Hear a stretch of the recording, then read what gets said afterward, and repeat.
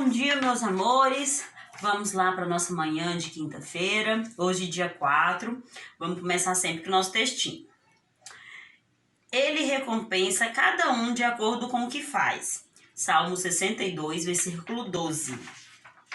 Se uma mãe escuta um bebê chorar, corre e se apressa para atendê-lo. Ela sabe que ele não sabe falar, por isso tenta atendê-lo.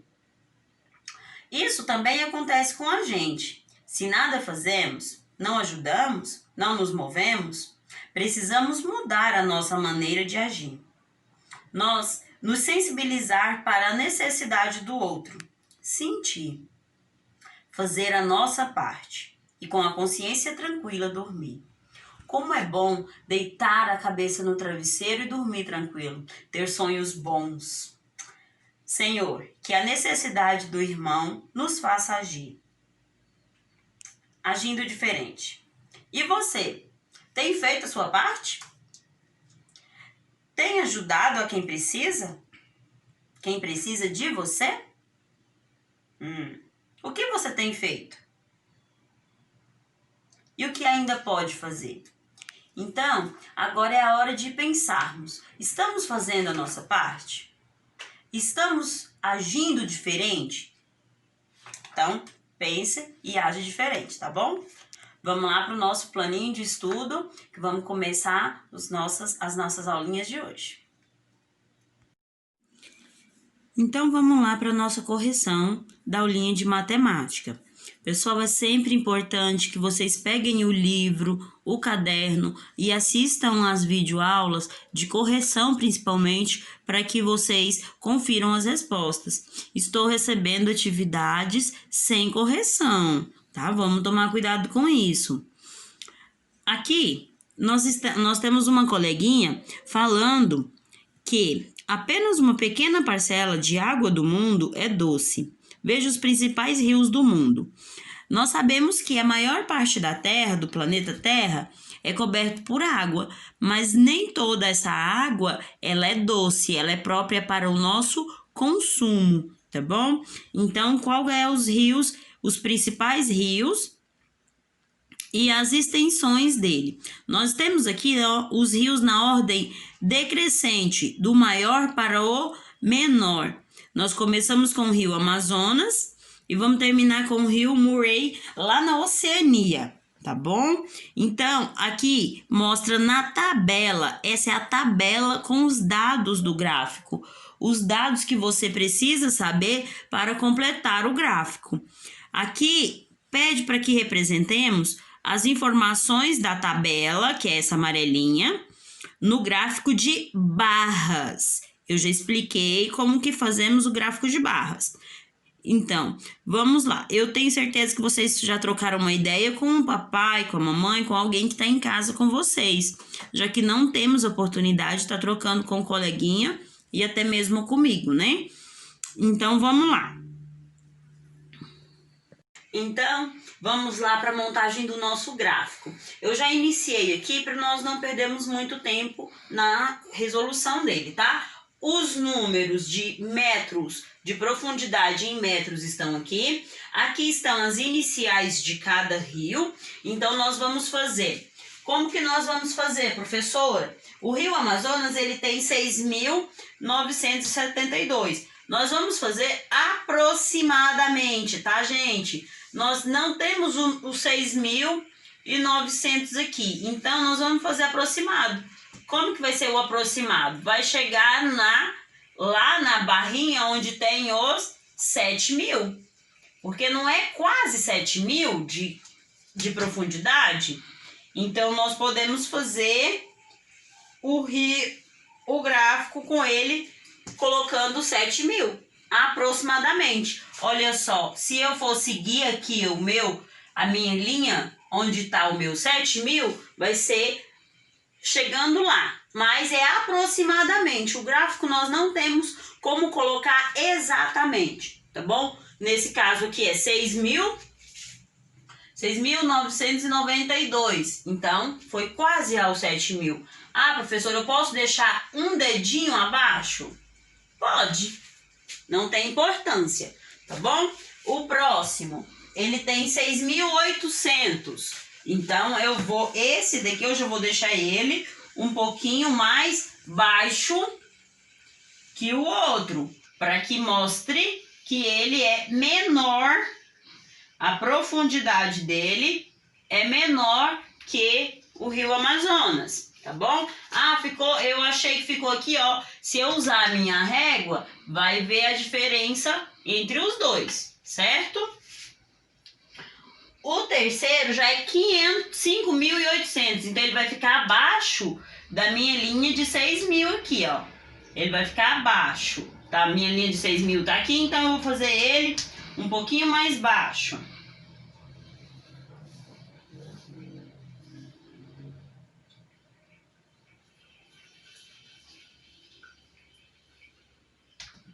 Então, a minha linha, se eu seguir aqui os 6.000, ó, sempre que você quiser seguir alguma linha reta, em gráfico vai fazendo pontilhados que fica mais fácil de verificar onde tá. Se eu seguir aqui, ó, os 6.500, tá vendo? Eu vou fazendo os pontilhados para eu saber onde que tá cada linha, certo?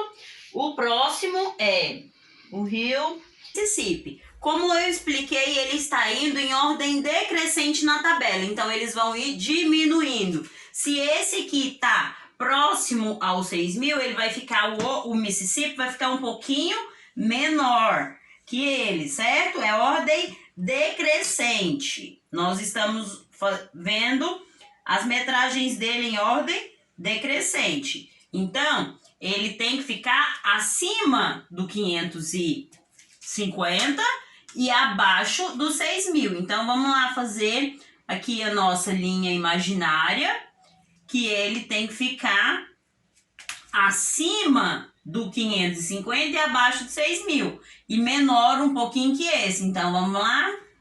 Olha só. Ficou um pouco menor, ele passou da linha dos 5.500. Vamos lá para o próximo rio. Esse é o rio Volk. Ele é menor que esse. Qual que é os metros de profundidade? 3.500. Então, onde está o meu 3.500? Ele está bem aqui. Eu vou fazer a minha linha imaginária aqui, com os pinguinhos. E vou seguir a minha barra até o 3.500. Por que 3.500? Ele não é mais ou menos 3.500? É 3.532. Então, passar um pouquinho só aqui, ó. E o próximo, Rio Murray, ele tem 3.400. Então, ele vai ficar abaixo da minha linha imaginária, certo? Se ele tem aqui, a minha régua caiu, eu vou fazer sem régua. Então, olha só, ele tá um pouquinho abaixo, um dedinho abaixo da minha linha imaginária aqui, certo? Então, esse daqui ficou muito fácil de ser montado, porque ele é a ordem decrescente, né? Então, colore sempre cada barra de uma cor para identificar e faça a legenda. Se eu pintei o Rio Amazonas de verde, eu vou colocar aqui, ó, Amazonas, e faz o quadradinho e pinta de verde, tá bom? Todo gráfico tem que ter uma legenda. Olha aqui, o nosso coleguinha, ele reforça o que eu disse na página 44, lembra? Que a maior superfície da Terra é coberta por água, né? No exatamente, olha só, 70% da Terra. Mais de 70%, certo? Então, a maior parte da Terra, da superfície da Terra, é coberta por água. Essa água é formada pelos oceanos e mares.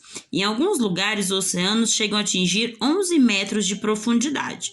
Veja só, aqui nós temos o gráfico de barras, onde mostra o nome dos oceanos, certo? Olha, os nomes dos oceanos, né? Oceano Índico, no Javá, Oceano Pacífico, no Chile, Oceano Atlântico, em Porto Rico, e Oceano Pacífico, Marianas. Certo? Então, esses são os oceanos. E aqui tem as medidas aproximadas. Aqui nós temos um mergulhador.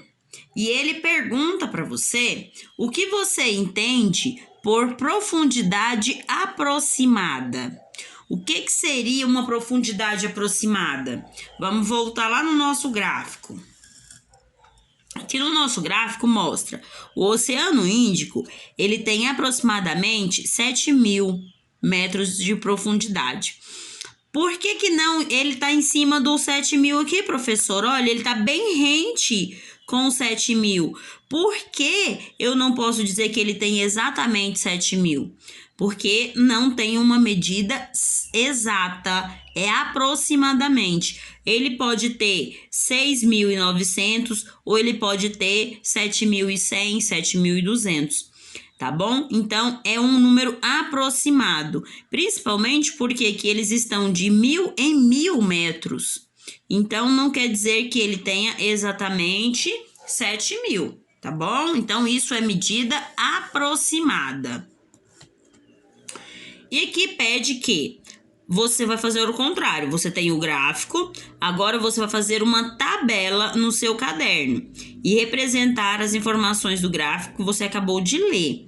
Esse gráfico aqui que nós analisamos sobre os oceanos. Então, pessoal, essa daqui é a tabelinha que pede lá na página 45, que mostrou o gráfico e pede que nós façamos a tabela. Então, essa é a tabela. Aqui é os oceanos. Eu ponho na tabelinha os nomes dos oceanos: Índico, Javá, Pacífico, Chile, Atlântico, Porto Rico e Pacífico, Marianas. Qual que é a profundidade aproximada? Diferente do gráfico, aqui eles colocaram a profundidade na ordem crescente, do menor para o maior, tá bom? Aquele outro gráfico da página 45 foi elaborado na ordem decrescente. Esse, a tabela e o gráfico na ordem crescente, ok? Então, começou o Oceano Índico com 7.000 metros de profundidade, aproximadamente. Pacífico com 8.000, o Atlântico de Porto Rico com 9.000 e o Pacífico de Marianas com 11.000. Então, essa daqui é a tabelinha que pede para que vocês façam de acordo com os dados do gráfico, certo?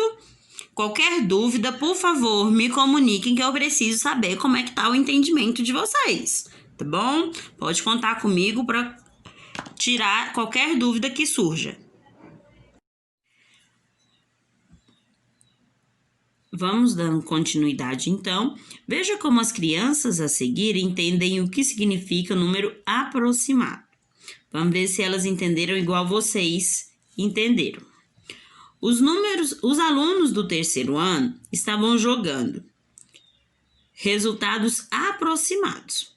Ganharia o jogo quem chegasse mais próximo possível de 1.000.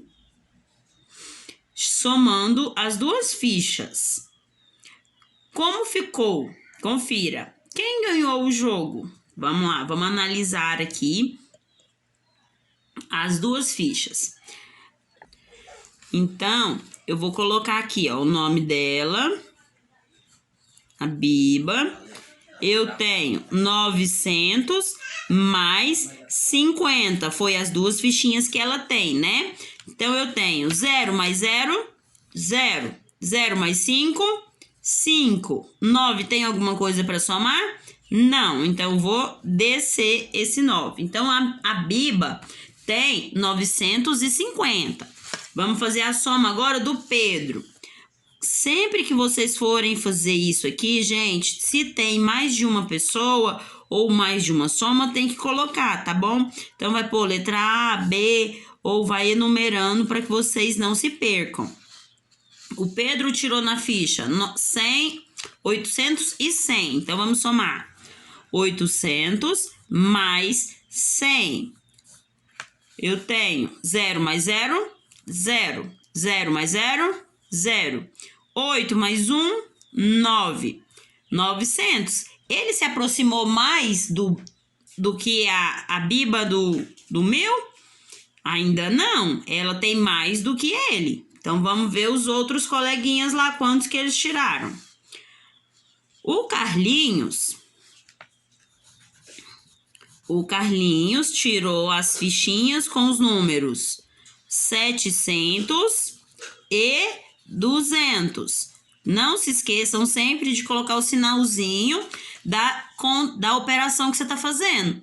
Se é mais, tem que ser o sinalzinho de mais. Se for uma subtração, tem que ser o sinalzinho de menos. Ou a multiplicação, tá bom? Para não se perder também.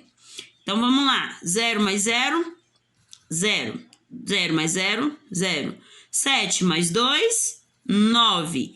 Ah, o Carlinhos empatou com o Pedro, né? Olha só, 900 e 900. Quem ainda tá ganhando? A Biba que tá ganhando ainda, né? Vamos lá. E vamos lá então para a Cida. A Cida conseguiu nas fichas dela 600 mais 500. 0 mais 0, 0. 0 mais 0, 0. 6 mais 5, 11. Ai, passou de 1000. Não foi? Mas nós não queremos um número, não interessa se maior ou menor que 1000. Nós queremos um número mais aproximado de 1000. Vamos lá. O Luiz, as fichinhas do Luiz foi 980. Presta atenção na hora de armar a continha também, porque tem que ficar unidade embaixo de unidade, dezena embaixo de dezena, centena embaixo de centena. Eu tenho um número aqui com 2 casas só. Então, ela tem centena? Não, ela tem unidade e dezena, tá bom? Então, eu tenho 0 mais 0, 0. 0 mais 8, 8. 9, não tem nada para somar. Repete ele aqui. Então, eu tenho 980. Qual foi o meu número mais aproximado de 1000 aqui? 1100 passou, não tem importância, mas eu tenho 1100, 980, 900, 900 e 950. Qual chegou mais perto de 1000? Foi o Luiz aqui, ó, com 980. Aqui faltou 20 para chegar no 1000. Aqui passou 100. Aqui faltou 50. Aqui faltou 100. Então, quem ganhou foi o Luiz. Se eu perguntar para vocês quem ficou em segundo lugar, segundo lugar ficou a Biba, certo? Com 950. E os outros 3 empataram, porque faltaram 100 aqui e passou 100 com o da Cida aqui, tá bom? Então, a perguntinha é: quem ganhou o jogo? Aí você vem aqui e responde. O Luiz ganhou o jogo. Na última questão, tá perguntando qual que é o número aproximado. Descubra e marque o resultado mais próximo. Qual que é o número aproximado dessa soma? Nós não vamos ter a resposta exata aqui. Se nós fôssemos somar 50 mais 38, vamos lá, se nós fôssemos, não. Nós temos que somar 50 mais 38 para saber qual que é o resultado. Eu tenho 50 mais 8, 0 mais 8, 8. 5 mais 3, 8. 88. Então, essa daqui é a letra A. Não se esqueçam sempre, tá? Se for fazer no caderninho, tem que colocar a legenda pra gente saber qual que é a questão que você tá respondendo, tá bom?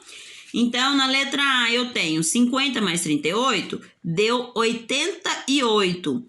Qual o número mais próximo? É o 90, o 80 ou o 85?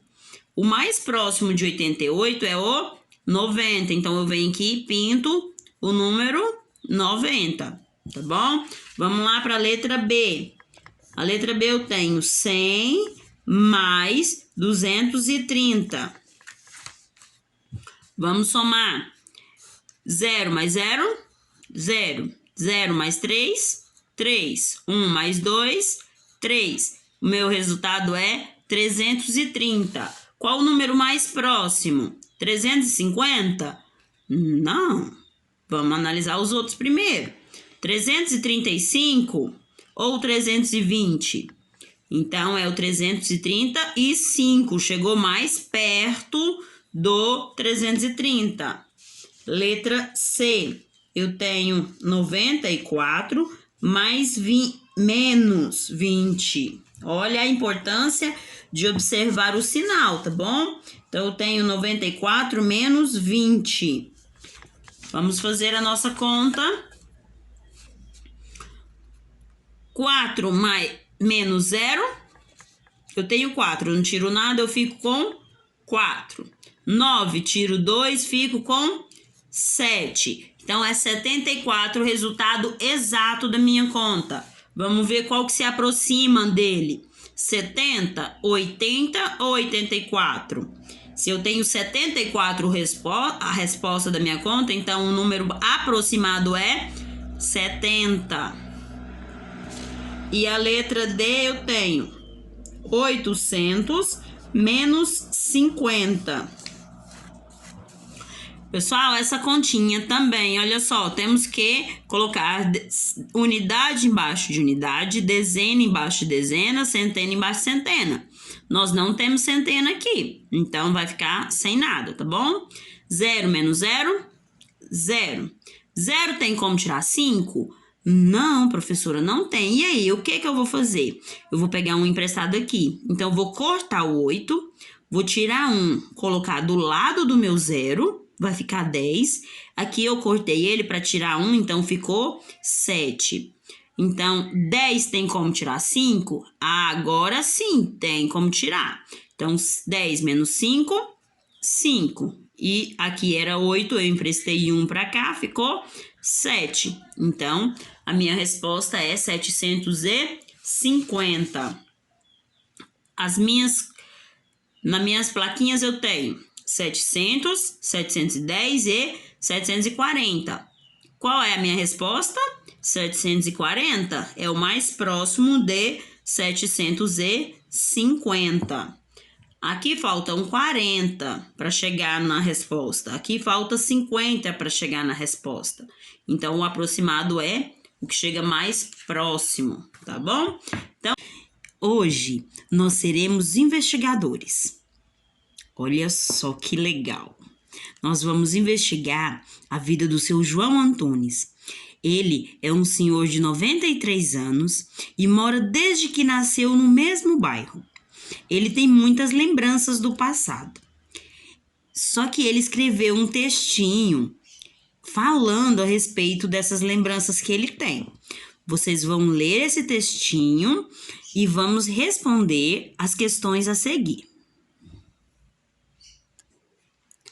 Agora, nós já lemos o texto, nós já sabemos, nós já investigamos a vida do seu João Antunes. Agora, nós vamos responder as questões aqui do livro. O que o relato de seu João nos revela sobre as características do lugar onde ele nasceu e cresceu? Então, como bons investigadores que somos, nós já sabemos que aspecto físico é a parte exterior de alguma coisa, é aquilo que é visível. Então, como que nós vemos, como que o seu João viu aquela cidade, desde que nasceu e agora, aos 93 anos, como que ele vê a cidade? Então, esse é o aspecto físico, é a visão de como é alguma coisa. As construções. Construções são as edificações, são as casas, os prédios, as pontes, como era e como é hoje essas edificações, essas construções. E as ruas, as avenidas, será que são as mesmas? Tudo isso, essas respostas, você vai tirar do textinho lá que você leu. O seu João escreveu nesse textinho aí. Então, você já sabendo o que é um aspecto físico, o que são as construções, você vai falar, escrever aí nessas linhas abaixo, o que o seu João revela sobre essas características, tá bom? Como era o aspecto físico, como era a construção e como eram as ruas e avenidas, ok? Vamos lá para a próxima questão. E sobre o modo de viver de seus habitantes? Hábitos e costumes. O que são os hábitos, gente? Então, hábito é alguma coisa que a gente faz, é uma ação que nós praticamos com frequência, com regularidade. Ou seja, se eu acordo todo dia cedo, isso é um hábito, é o meu hábito de acordar todo dia cedo e dormir todos os dias cedo. Então, esse é um hábito. E costumes são tradições que vêm passando de geração em geração. Vem seguindo uma tradição, é como se fosse uma tradição. Nós temos o carnaval.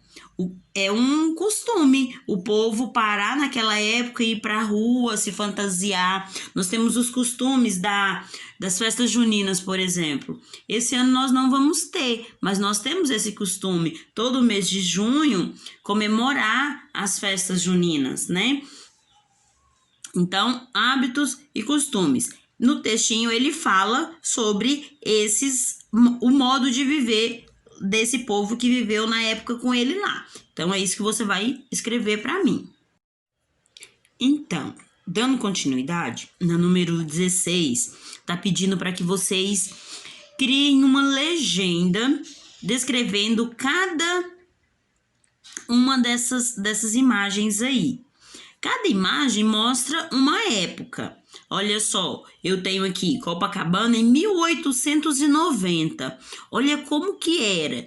Então, você vai me dizer o que você tá vendo. Como que você vai fazer uma legenda? Você vai descrever o que você tá vendo na imagem, tá? A diferença, Copacabana em 1919. Então, é o mesmo lugar, mas em épocas diferentes.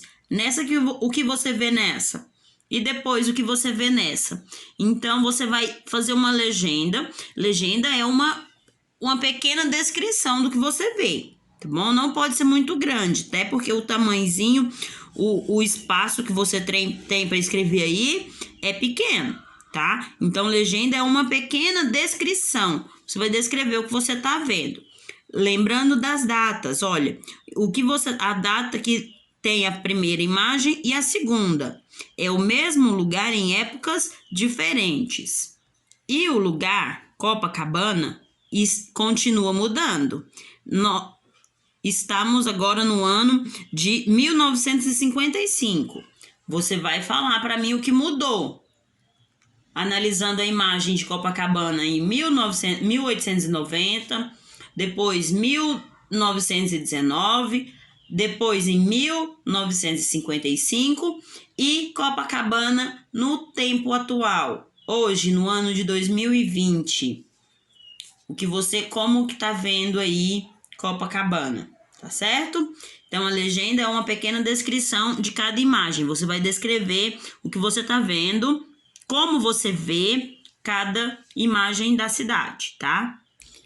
Finalizando o nosso estudo de história, vamos lá para a questão 17. Após a observação e a descrição das imagens e a conclusão, a que conclusão podemos chegar a respeito da história desse lugar? Você observou as imagens, você leu o relato do seu João Antunes. A que conclusão você chega? Você vendo aquelas modificações e lendo o texto. A que conclusão você chegou? Tá bom? Então, é uma respostinha pessoal. Mas temos que analisar a mudança do tempo lá, tá bom? Do lugar. Nós estávamos falando sobre o bairro de Copacabana. Foi onde seu João Antunes nasceu e cresceu, tá bom? A questão 18 fala sobre as imagens. Essas imagens confirmam as informações do relato de seu João? Sim ou não? E por quê? As imagens condiz com o que o seu João disse? Houve alguma coisa que não está igual nas imagens com o que ele falou? Então, é isso que vocês vão escrever aí na questão 18, tá bom? O nosso tema de hoje da língua portuguesa é classificação de palavras. Nós vamos ver a classificação de palavras quanto ao número de sílabas. Monossílaba, uma sílaba. Dissílaba, duas sílabas. Trissílabas, três. polissílabas, 4 ou mais sílabas. O que eu quero que vocês façam? Vocês vão copiar esse exercício, esse quadrinho que eu estou mostrando para vocês agora, no caderno, para fixar mais. Quanto mais a gente lê e escreve, mais a gente aprende. Tá bom? Esse conteúdo é muito simples, então vocês vão copiar no caderno e depois vocês vão responder as questõezinhas que estão lá em anexo, que eu vou explicar como é que vai fazer. A nossa atividadezinha de língua portuguesa, que estará em anexo, é essa daqui. Jogo dos erros. Nesse quadro tem algumas figuras. E no quadro A tem as figuras. No quadro B tem o nome das figuras, mas não tem todos os nomes das figuras, professora. Então, o que você vai fazer? Você vai escrever os nomes dessas figuras que estão aí nas colunas. A palavra monossílaba é uma sílaba, você vai escrever na primeira coluna. As palavras dissílabas, que tem 2 sílabas, na segunda coluna. As que têm 3 sílabas, trissílabas, na terceira coluna. E as polissílabas, que têm 4 ou mais sílabas, na quarta e última coluna. Ah, mas aí eu não tenho nome escrito dentro do quadro B. Posso fazer o quê? Você vai acrescentá-los lá no quadro B e nas colunas indicadas, tá bom? Então, cada palavra, de acordo com a sua quantidade de sílaba, dentro do seu quadrinho certo, tá bom? Esse foi o nosso plano de estudo dessa manhã de quinta-feira, do nosso dia de quinta-feira, né? Tem gente que tá fazendo atividade à tarde. Às vezes eu fico até sem graça de dar bom dia, mas é porque o nosso dia tem que ser todo feliz, tá bom? Então esse é o nosso plano de estudo de hoje. Fiquem com Deus e até amanhã.